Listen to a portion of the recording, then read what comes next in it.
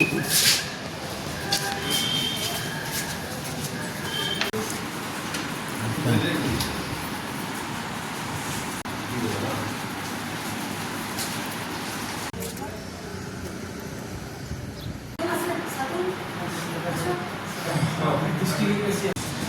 জেলা বিএমএসের প্রেসিডেন্ট সঞ্জয় চন্দ্র সরকার।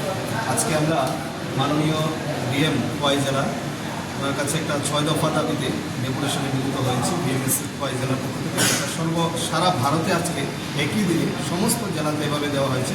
আমাদের যে দেওয়া হয়েছে আমাদের Nirmala Sitharamanji, minister of finance, government of India, ওনার কাছে যাবে এটা থ্রু আমাদের ডিএম অফিস।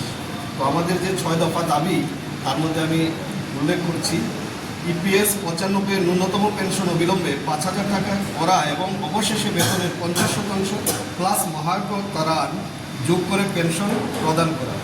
দ্বিতীয় যে দাবি, ইপিএফের বেতন সীমা 15,000 টাকা তাকে বাড়িয়ে 30,000 এবং ইএসআইসি এর বেতনের সীমা 21,000 টাকা থেকে বাড়িয়ে 42,000 টাকা করা। সরকারি সম্পত্তি বিক্রির উপর অবিলম্বে নিষেধাজ্ঞা জারি করা। বিমা আর্থিক খাতে 100% বিদেশি বিনিয়োগ নিষেধাজ্ঞা জারি করা।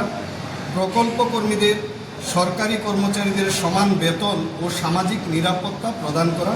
6 অসংগঠিত ক্ষেত্রের জন্য পর্যাপ্ত তহবিল উপলব্ধি করা। এই 6 দফা দাবি আজকে আমরা আমাদের মাননীয় ওয়াই জেলা শাসকের সমীপেও আমরা প্রদান করেছি এবং এটা যাবে ওনার মাধ্যমে আমাদের কেন্দ্রীয় অর্থমন্ত্রী বা বিত্তমন্ত্রী শ্রীমতী নির্মলা সীতারামনজির কাছে।